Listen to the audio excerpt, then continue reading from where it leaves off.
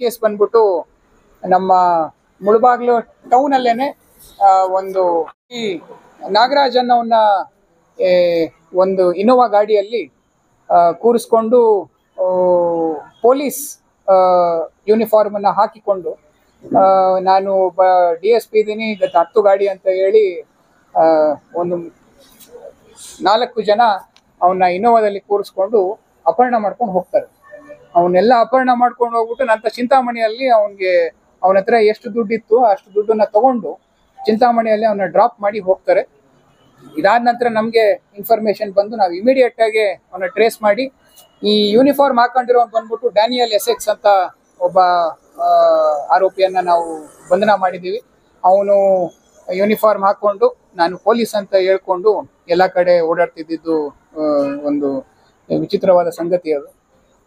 ಅದನ್ನೇ ನಂಬಿಟ್ಟು ಇವನು ಯಾರು ವಿಕ್ಟಿಮ್ ಇದ್ದ ಅವನು ಗಾಡಿಯನ್ನ ಹತ್ಕೊಂಡು ಅವನ ಹತ್ರ ಇದ್ದಿದ್ದು 72,000ನ ಅವ್ರಿಗೆ ಕೊಟ್ಟುಬಿಟ್ಟು ನಂತರ ಅವನು ಯಾವಾಗ ಇನ್ನೂ ಏನು ಹೆಚ್ಚು ಕೊಡೋದಕ್ಕಾಗಲಿಲ್ಲ ಅವಾಗ ಅವನ್ನ ಚಿಂತಾಮಣಿ ಹತ್ರ ಬಿಟ್ಬಿಟ್ಟು ಹೋಗಿದ್ರು.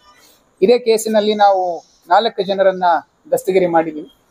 Same team has worked extra hard. ಈ ಕೇಸಲ್ಲಿ ಇನ್ನೂ ಕೆಲವು ಆರೋಪಿಗಳು ಇರೋ ಸಾಧ್ಯತೆ ಇದೆ. ಅದನ್ನು ಕೂಡ ನಾವು ಇನ್ನೂ ಪರಿಶೀಲನೆಯನ್ನ ಮಾಡ್ತಾ ಇದ್ದೀವಿ. ಈ ಸದ್ಯಕ್ಕೆ ನಾವು 4 ಜನನ ದಸ್ತಗಿರಿ ಮಾಡಿಕೊಂಡು ನಾವು ಅವ್ರಿಗೆ ಆಲ್ರೆಡಿ ಕೋರ್ಟ್ಗೆ ಒಪ್ಪಿಸಿದ್ದೀವಿ. ಇದು ಒಂದು ಪೆಕ್ಯುಲಿಯರ್ ಕೇಸ್. ನೀವು ಯೂನಿಫಾರ್ಮ್ ಹಾಕೊಂಡು ಈ ತರ ಪೊಲೀಸರು ಅಂತ ಹೇಳಿ ಗಾಡಿ ಹತ್ತಿಸ್ಕೊಳೋದು ನಾವು ಎಲ್ಲೂ ನೋಡಿರೋದಿಲ್ಲ, ಅದು ಕಡಿಮೆ ನೋಡಿರೋದು. ಇಲ್ಲಿ ಇವನು ಯಾರೋ ಅದೇ ತರಾನೇ ಮಾಡಿದ್ದಾನೆ. ಅದಕ್ಕೆ ಅವನ್ನ ಇಮಿಡಿಯೇಟ್ ಆಗಿ ವಿತಿನ್ 24 hours ಅವನ್ನ ಅಪ್ರಿಹೆಂಡ್ ಮಾಡಿಕೊಂಡು ನಾವು ಅವ್ರನ್ನ ಅರೆಸ್ಟ್ ಮಾಡಿ ಜೇಸಿಗೆ ಕಳಿಸೋ ವ್ಯವಸ್ಥೆ ಮಾಡಿದ್ವಿ. ಆರೋಪಿಗಳ ಹೆಸರು ಡ್ಯಾನಿಯಲ್ ಎಸೆಕ್ಸ್ ಅಂತ. ಅವನು ಡ್ಯಾನಿಯಲ್ ಎಸೆಕ್ಸ್ ಅವನು ಮೂಲ ಬಂದ್ಬಿಟ್ಟು ಬ್ಯಾಂಗ್ಳೂರ್ ಸಿಟಿ ಅವನು. ಅದ್ರ ಜೊತೆಗೆ ಮಂಜುನಾಥ್, 3ನೇ ಅವನು ಬಾಲಸುಬ್ರಹ್ಮಣ್ಯ, 4ನೇ ಅವನು ಹರಿಬಾಬು. ಈ 4 ಜನನ್ನ ನಾವು ದಸ್ತಗಿರಿ ಮಾಡಿದೀವಿ. ಇದರ ಜೊತೆಗೆ ಇನ್ನೂ ಕೆಲವರು ಇರುವ ಒಂದು ಶಂಕೆ ಇದೆ. ಅದನ್ನ ನಾವು ಬರುವ ದಿನಗಳಲ್ಲಿ ಅವ್ರನ್ನು ಕೂಡ ದಸ್ತಗಿರಿ ಮಾಡಿಸೋ ವ್ಯವಸ್ಥೆಯನ್ನು ಮಾಡ್ತೀವಿ. ಅಲ್ಲ, ಅದನ್ನೇ again that is something we need to verify. ಅದನ್ನ ವೆರಿಫೈ ಆದ್ಮೇಲೆ ನಿಮ್ಗೆ ಹೇಳ್ತೀವಿ. ಬಟ್ ಇಷ್ಟು ಜನನ ನಾವು ಆಲ್ರೆಡಿ ದಸ್ತಗಿರಿ ಮಾಡಿ ನಾವು ಜೇಸಿಗೆ ಕೊಟ್ಟಿದ್ದೀವಿ. Daniel, Manjunath,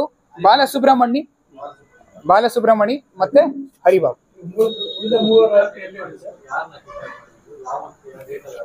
okay. ಸೊ ಇಲ್ಲಿ 9ನೇ ತಾರೀಕು 9 ಆಗಸ್ಟ್ 2024 1 ಗಂಟೆಗೆ ಈ ನಮ್ಮ RKR ಬಾರ್ ಮುಂಭಾಗ ಒಂದು ಇನೋವಾ ಕಾರಲ್ಲಿ ಪೊಲೀಸ್ ಬೋರ್ಡ್ ಪ್ಲೇಟ್ ಹಾಕೊಂಡು ಒಬ್ಬ CCB DYSP ಅಂತ ಪೊಲೀಸ್ ಸಮವಸ್ತ್ರವನ್ನ ತೊಟ್ಟು ಇಲ್ಲಿ ಯಾರು ನಾಗರಾಜ್ ಅಂತ ಇದ್ದಾರೆ ಅವನ್ನ ವಿಚಾರಣೆಗೆ ನಿನ್ನ ಕರ್ಕೊಂಡು ಹೋಗ್ತಾ ಇದ್ದೀವಿ ಅಂತ ಹೇಳಿ ಅವನ್ನ ಕರ್ಕೊಂಡು ಹೋಗ್ತಾರೆ.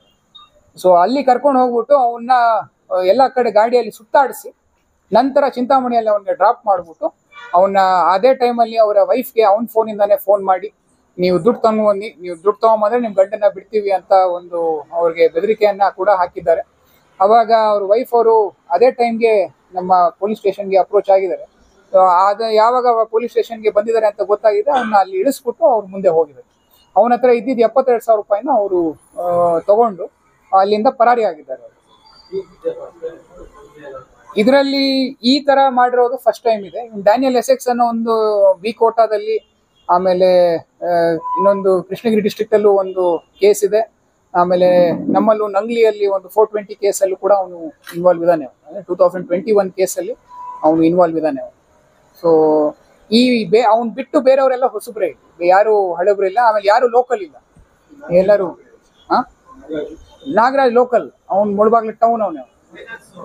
ಹೌದು, ಅವನು ಫೈನಾನ್ಸು ಆಮೇಲೆ ಈ ಡಿಸ್ಟ್ರಿಬ್ಯೂಟರ್ ಕೆಲಸನೂ ಮಾಡ್ತಾ ಇದ್ರು. ಅದರಲ್ಲಿ ಅವ್ರು ಇನ್ವಾಲ್ವ್ ಆಗಿರೋದ್ರೆ ಅವನ್ನ ಪಿಕಪ್ ಮಾಡ್ಕೊಂಡು ಹೋಗಿದ್ದಾರೆ. ಇಲ್ಲ, this is the first time ಅಂತ ನಮಗೆ ಬಂದಿರೋ ಮಾಹಿತಿ ಪ್ರಕಾರ. ಎಸ್. ಹೆಚ್ಚಿನ ಸುದ್ದಿಗಳಿಗಾಗಿ ಮುಳಬಾಗ್ಲು ಟೈಮ್ಸ್ ಯೂಟ್ಯೂಬ್ ಚಾನೆಲ್ ಅನ್ನು ಸಬ್ಸ್ಕ್ರೈಬ್ ಮಾಡಿ, ಶೇರ್ ಮಾಡಿ, ಬೆಲ್ ಐಕಾನ್ ಒತ್ತಿ.